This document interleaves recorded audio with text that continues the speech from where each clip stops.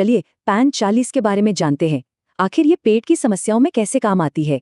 पेट में एसिडिटी, सीने में जलन या एसिड रिफ्लक्स, ये काफी आम तकलीफें हैं। तो आज हम पैन 40 से जुड़ी हर बात जानेंगे, इसका काम, फायदे, इस्तेमाल और साइड इफेक्ट्स। तो सबसे पहले बात करते हैं पेट में एसिड से जुड़ी समस्याओं और उनके हल की।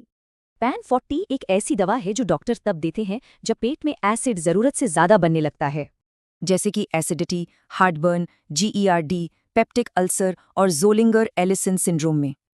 अब समझते हैं कि ये काम कैसे करती है।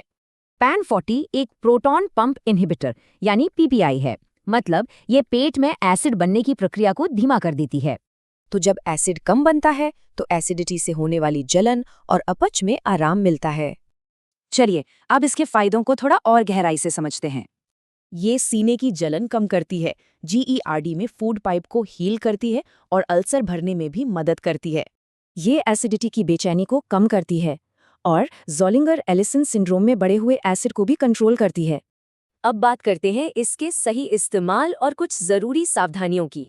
इसे हमेशा डॉक्टर की सलाह से ही लेना चाहिए। टैबलेट को बिना तोड़े पूरा निगलना है, वो भी खाली पेट। ये बहुत ज़रूरी है कि डॉक्टर को अपनी पूरी मेडिकल हिस्ट्री की जानकारी दी जाए।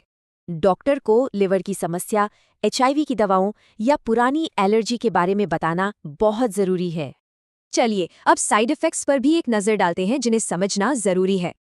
अच्छी बात यह है कि ज़्यादातर साइड इफ़ेक्ट्स हल्के होते हैं और खुद ही चले जाते हैं। इनमें सिर दर्द, चक्कर आना, डायरिया या पेट दर्द जैसी चीज़ें शामिल हो सकती हैं।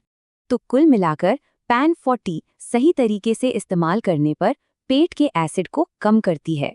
और सबसे ज़रूरी बात जो हमेशा याद रखनी है, कोई भी दवा डॉक्टर की सलाह के बिना नहीं लेनी चाहिए। सोचने वाली बात है कि डॉक्टर से खुलकर बात करना इलाज के बेहतर नतीजों के लिए कितना ज़रूरी है ना?